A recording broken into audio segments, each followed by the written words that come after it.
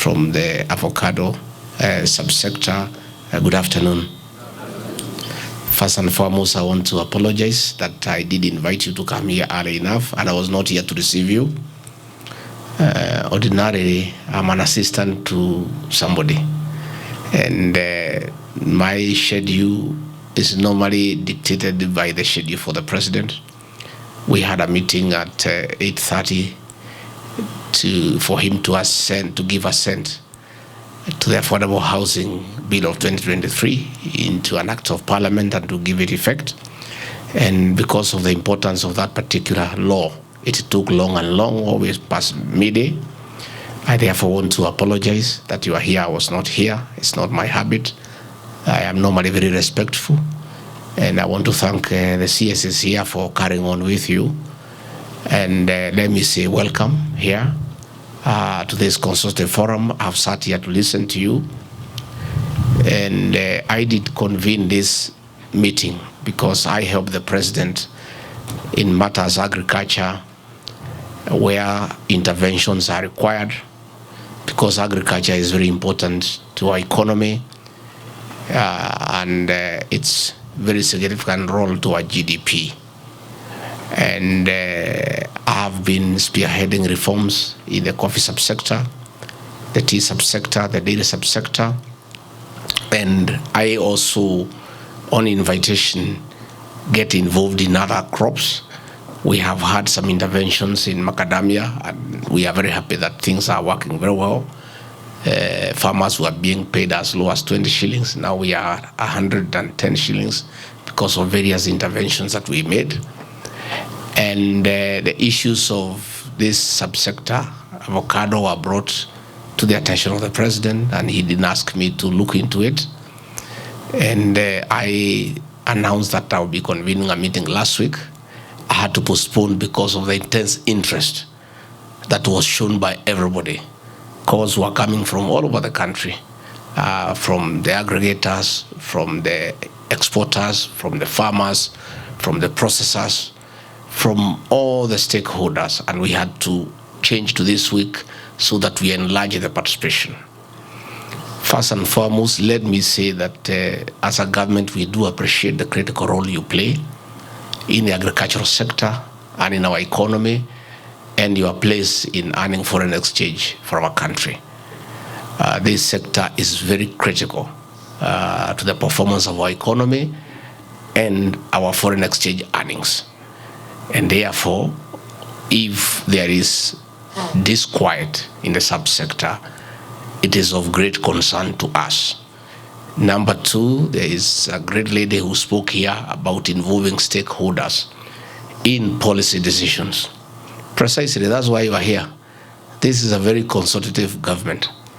And we are a government that came through the bottom-up economic transformation agenda. We know the value of engaging everybody, right from the farmer to the exporter, in the whole value chain. And that is why I said, you come, so that we have a conversation.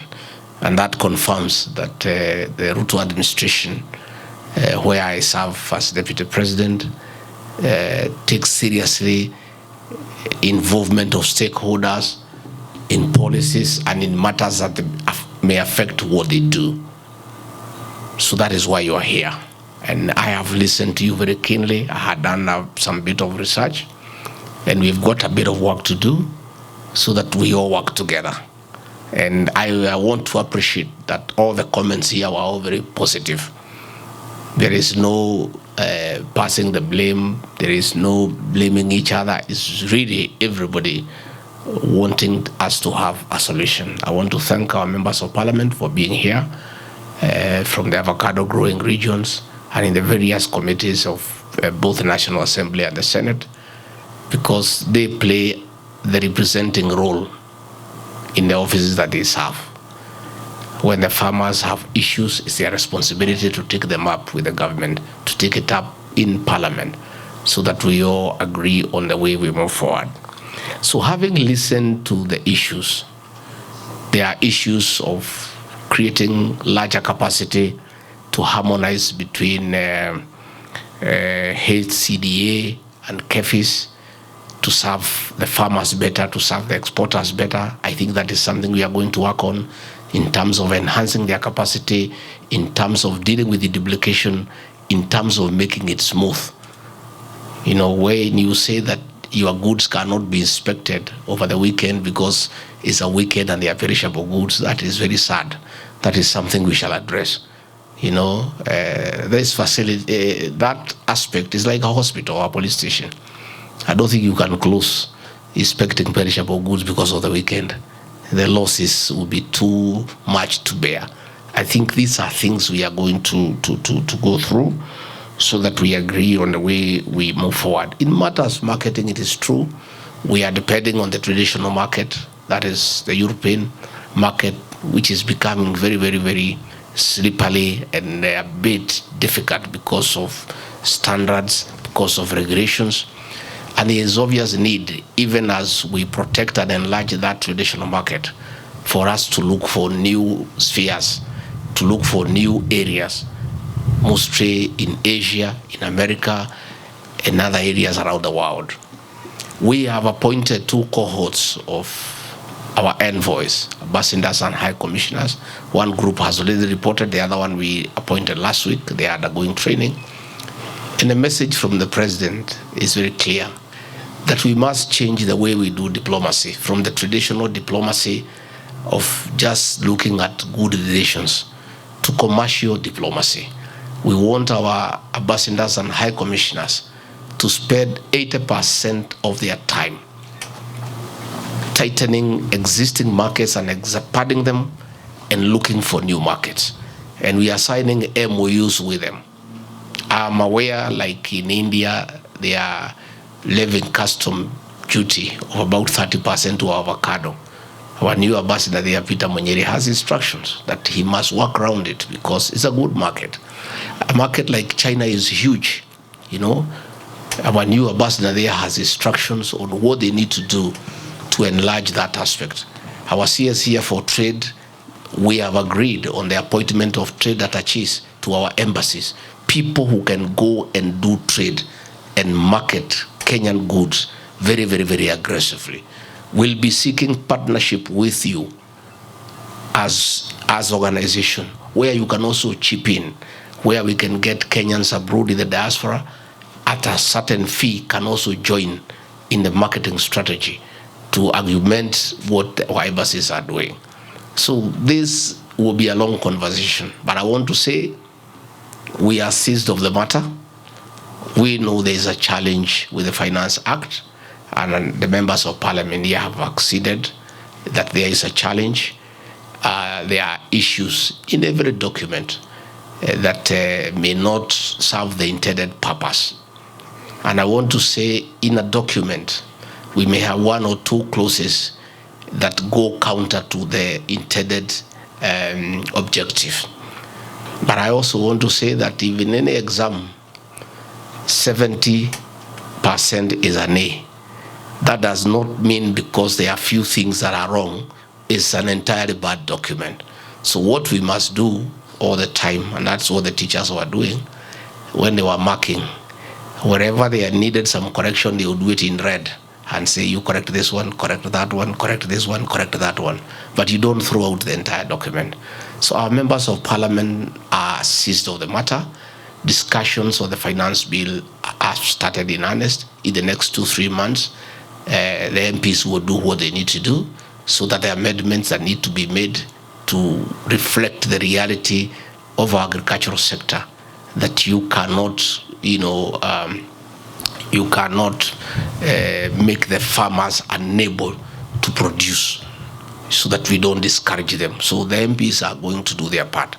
But in the immediate, I have set up a meeting tomorrow with the Minister for National Treasury, the Minister of Agriculture, Cooperatives, and we'll agree among yourselves. You can get like 8 representatives, you can get a few aggregators, a few farmers, a few exporters, a few processors, so that we look at the issue of clause 23A, what we can do for now, so that we don't stall, we don't stall the activities of this subsector.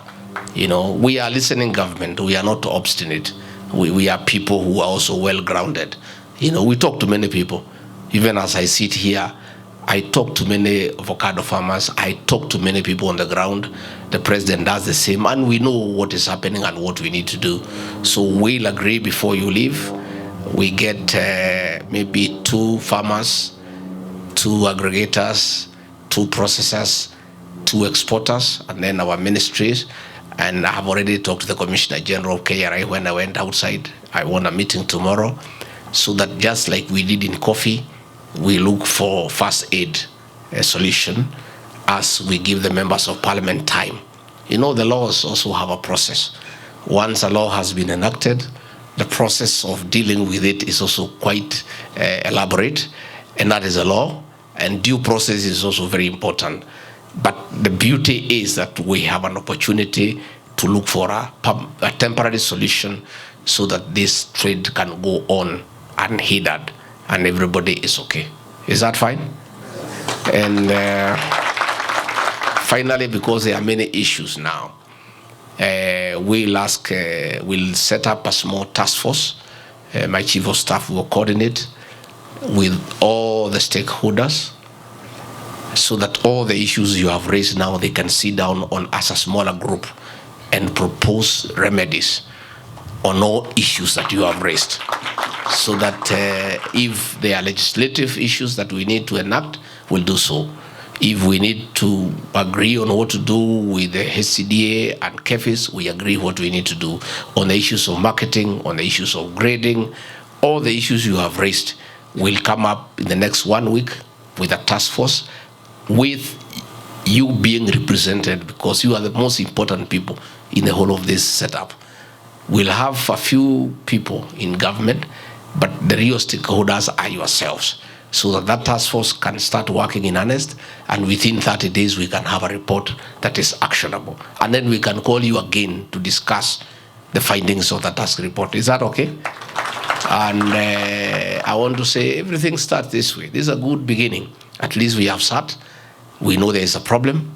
We acknowledge there is one, because that's the beginning of healing. First, you acknowledge there is a problem. Then you find out what is the problem. Then you find out how do you deal with the problem. And then we'll be able to make progress. So I want to say that as an administration, we are more than ready to engage with stakeholders to make sure that farmers are happy.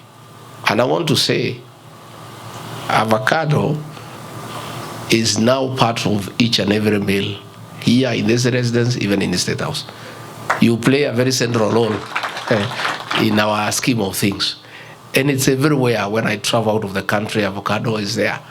What we need to do as a country is to make sure that is part of every meal everywhere in the world. The Kenyan avocado.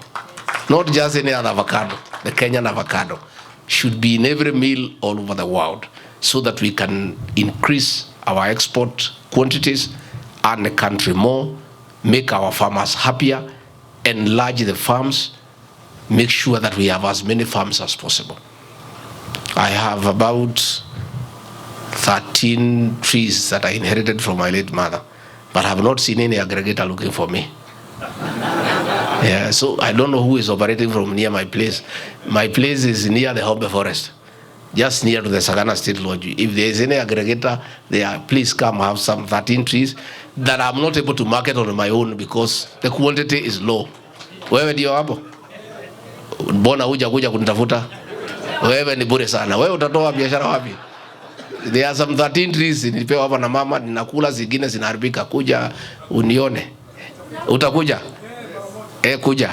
So I want to say, let us see how we create cooperative societies for aggregation to help farmers to aggregate quantities for better bargaining power, for shared services, for better bargaining in terms of inputs. So CSHL, we will ask you in this space, just like you have done in coffee, let's try also to encourage our farmers to get into cooperative societies. Of course, we are looking at the Cooperative Act. Please sit down, so that we inject integrity in the leadership of our societies. so that our farmers can again benefit from aggregation. You know, we are coming up with aggregation and industrial parks in every county, again to bring goods together where we can get cold room facilities so that when goods are perishable, they are able to be stored in a manner that they don't get destroyed and the farmers make losses. So there are many things we shall do together, and I will be quite happy to provide leadership in the avocado subsector. I will be quite happy to provide leadership. And for me, anything that I touch, I take it to the end. I don't leave it in the middle, and I don't give up. That word giving up is nowhere in my vocabulary. Nowhere. You know, and I say what the aggregators have said, please, we want you to expand your businesses. You know, we have shut down drinking during the day. So we want you to absorb these young men who are drinking to come and work. We have a good workforce, and I want to assure you, this war on alcohol and drug abuse, we are not relenting. It was affecting the most productive sector of our population. And for us, when this sector is working, it's good for the country because our young people have something to do. So the whole strategy is interfaced. As we are fighting alcohol, we must create employment for those people. We must create activities for them. Otherwise, we cannot just ask them to stop drinking and they have nowhere to go. So we'll work together, and we are keen to make sure that this sector is protected, this sector is helped to grow, so that we can enlarge the acreage at avocado, so that we can increase our exports out of the country, so that we can increase earnings for our farmers. And we don't want to see situations like I saw in Gatanga where farmers are going wild. You know, it should never happen that way, because we have a government that is responsible and we have a government that listens. And that is why when people sit together and reason together, it's very good for the country. So mimi nataka nimshukuru nyinyi sana. Mtakubaliana wale watakaa mkutano ya kesho, tutafute solution ya that clause na tutapata solution, because we did it in coffee and things are okay. Tuendelee. Then again, my chief of staff will work it. Tutatangaza task force to work on avocado, tuanze kazi within a week, with a month's time, tuite nyinyi tena. We present the findings, we criticize, we add. It's okay, Wanjiko, so that we agree on what we need to do for this sector. Sio ni sawa? Sio ni sawa?